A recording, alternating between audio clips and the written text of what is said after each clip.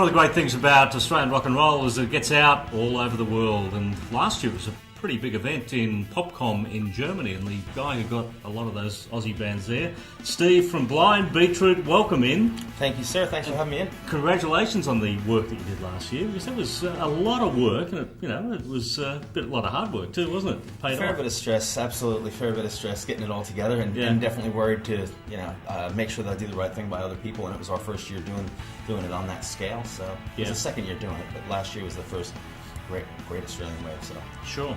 Yeah, it's good fun. Let's explain to the people, exactly what Popkomm is, and like it's a music festival, but it's also a music conference. It's held in Berlin annually. Yeah, it used to be held in Cologne actually to begin with. It was originally in Cologne, so the last 5 years it's been in Berlin, and it's kind of like South by Southwest. Most musicians know South by Southwest, so I use that as an example to explain it. Mm-hmm. More people go there because it is English-speaking country, but I mean, you've been to Berlin, you know everybody speaks English, so it's not really a problem.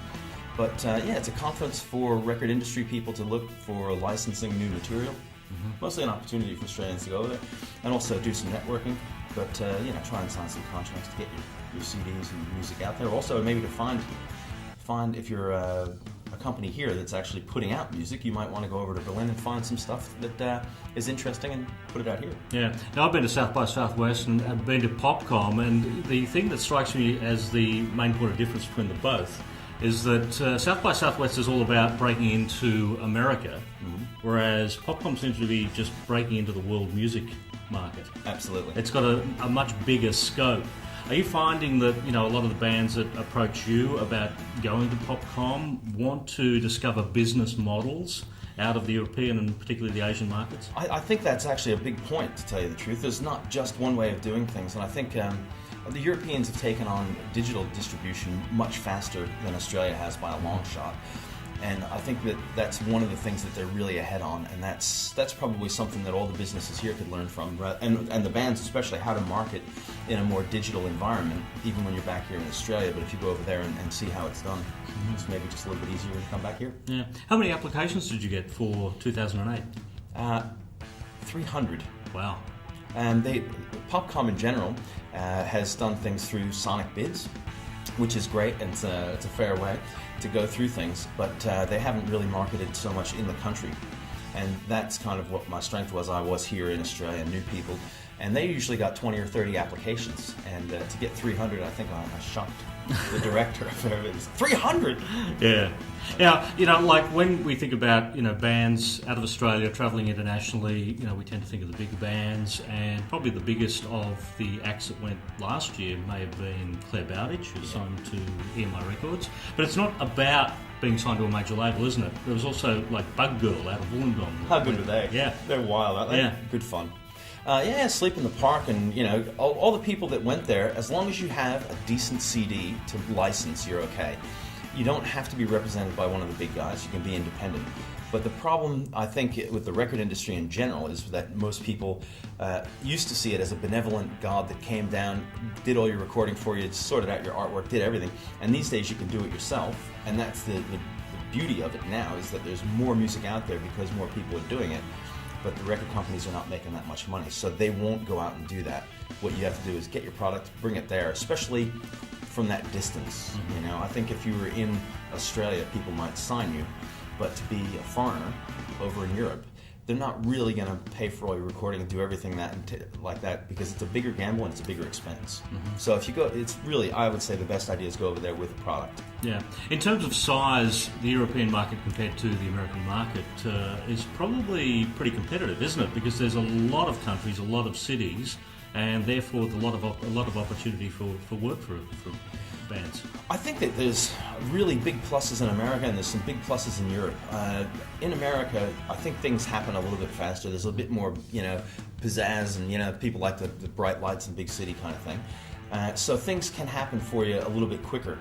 I think the Europeans are a little bit more careful and a little bit more conscious, but where you can really make your money in Europe is if you're on a movie, you don't actually get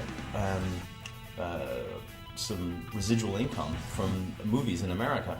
You don't, and radio airplay generally doesn't give you any real money, but European airplay does. They have better rates over there for those type of things. So it depends what you're doing. where you should go as well. And I think that everybody seems to want to go to America. So if you kind of target some other countries, like we targeted Germany, Denmark, and Holland, there was definitely a market there that wasn't so tapped out.